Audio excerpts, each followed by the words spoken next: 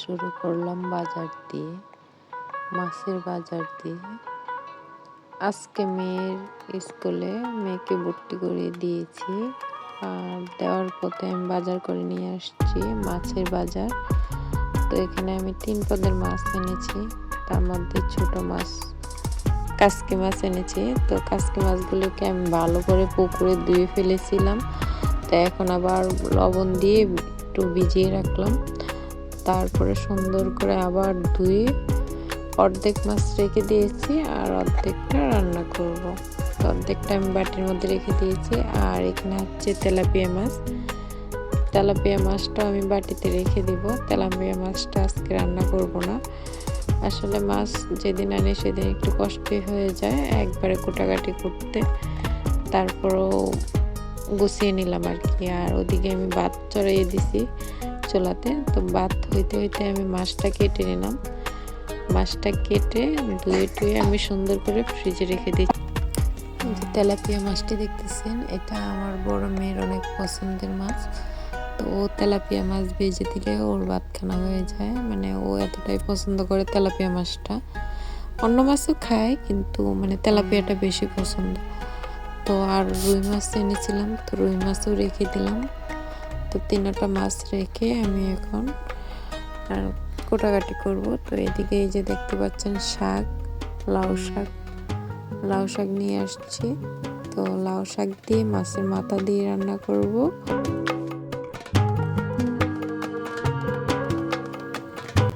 এদিকে আমার ভাতটা হয়ে গেছে। তো ভাতের পাতিলটা মুছে ভাতটা নামিয়ে নিব। আর এই যে দেখতে পাচ্ছেন লাকড়িতে রান্না করেছি, এই জন্য আমি ভাতের পাতিলের মধ্যে একটু কাদা মেখে দিই যাতে কালিটা খুব সহজে উঠে যায়।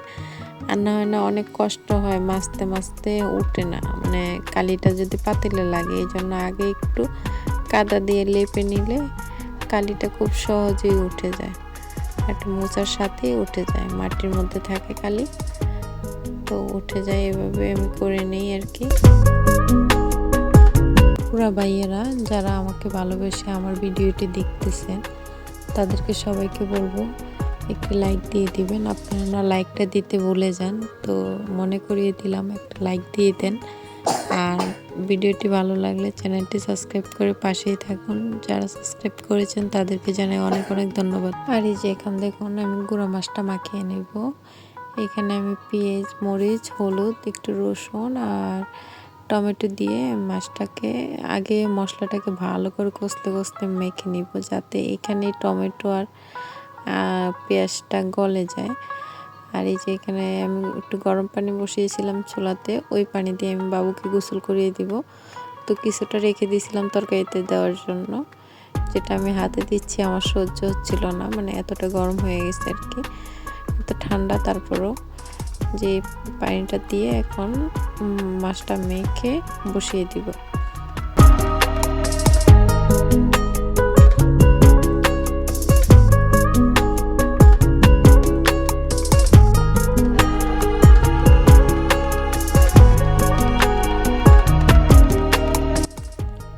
মাছটা আমার হয়ে গেছে, তো ধনিয়া পাতা দিয়ে দিব। আর একটু হবে, মানে পানিটা আর একটু শুকাবে। আর এদিকে আমি বাবুকে গোসল করিয়ে দিয়েছি। তো এই যে দেখুন আমার মাছটি হয়ে গেছে। মাছটা আমি নামিয়ে নিচ্ছি। কালারটা খুব সুন্দর আসছে, হলুদটা একদম মানে লাল, টমেটোর লাল আর হলুদের কালারে মাছটা একদম চেয়ে চেয়ে আছে, একটু ভাঙে নেই মাছ। তো এখানে আমি লাউ শাক বসাচ্ছি। তেল ছাড়া রান্না করব লাউ শাক। আবারও তেল ছাড়া রান্না করতেছি লাউ শাক। আপনারা আরও একবার রান্না করেছিলাম, তো আপনারা সবাই অনেক পছন্দ করেছিলেন। লাউ শাকটা আমরা তেল ছাড়াই রান্না করি, সেটা হয়তো আমার আপুরা ভাইয়ারা জানে যারা পুরাতন আছেন। আর যারা নতুন আছেন তারা জানবেন এখন। তো যাই হোক, আমি এই যে এখানে মাছটা তো কষতে বসিয়ে দিছি, আর এদিকে আমি শাকটাও কুটে নিচ্ছি। তো শাকটা আমি একা একা কুটি নেই, কারণ একা একা কুটতে অনেক সময় লাগবে। তো আমার শাশুড়ি একটু হেল্প করছে, শাকটা একটু কুটে দিয়েছে। আর আমার একটা ননদ ছিল পাশের বাড়ির, ও আসছিল, তো ও কিছু কুটে দিয়েছিল, যার কারণে খুব তাড়াতাড়ি হয়ে গেছে আমার শাকটা কুটতে। তো এই যে দেখুন আমি একদম বলে ফেলে মানে একদম কষলে কষলে ধুয়ে নিচ্ছি। কারণ অনেক বালি থাকে, মাটি থাকে, বা ইয়াও থাকে। দেখুন পানিটা কি কালো হয়ে গেছে, এটা হয়তো বা শাকের কালার কষে এরকম হয়েছে, তারপর মানে ময়লাও ছিল। যাই হোক, শাকটা আমি খুব সুন্দর করে ধুয়ে নিয়ে আসছি, আর এই যে এখন বসিয়ে দিলাম। তো শাকটা রান্না হবে। এখানে আমি ডাকনা দেবো না, ডাকনা ছাড়াই রান্না করব। দেখুন কড়াইটা ভরে গেছিল শাকে, আর এখন রান্নার পরে মানে কতটুকু শাক হয়ে গেছে, অল্প একটু হয়ে গেছে। আর এই মাছের মাথাগুলি আমি বের করি নেই, ওখানেই ছিল, খুলি নেই আর কি। এভাবে রান্নাটা করে নিলাম।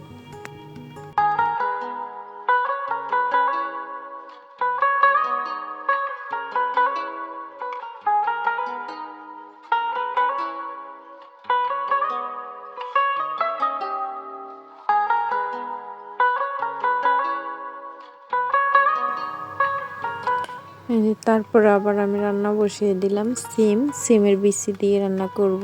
তো মাছটা আমি কষিয়ে নিয়েছি, কষিয়ে নামিয়ে ফেলছি। আর এখানে আমি সিমের বিচি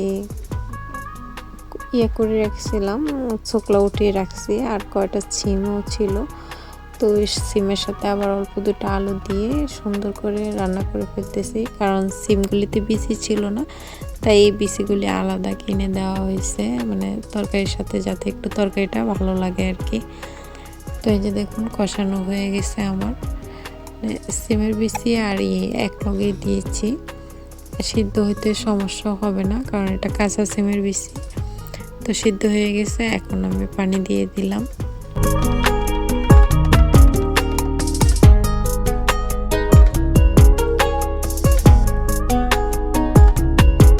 তরকারি রান্নাটা আমার প্রায় শেষ। তো এদিকে দেখুন আমি টমেটোটা দিয়ে দিলাম, মাছও দিয়ে দিচ্ছি। তো মাছটা দিয়ে ধনিয়া পাতা দিয়ে আবার তরকারিটা আমি একটু রেখে দিব, মানে মজার জন্য, যাতে সিদ্ধ হয়ে গেছে, একটু পানিটাও টেনে যাবে আর একটু সিদ্ধটা ভালো করে হবে। তো যাই হোক, তরকারিটা আমার হয়ে গেছে, রান্নাটাও শেষ। দেখুন কি সুন্দর আসছে কালারটা, আর যেমন কালার আসছে তেমন খেতেও খুব মজা।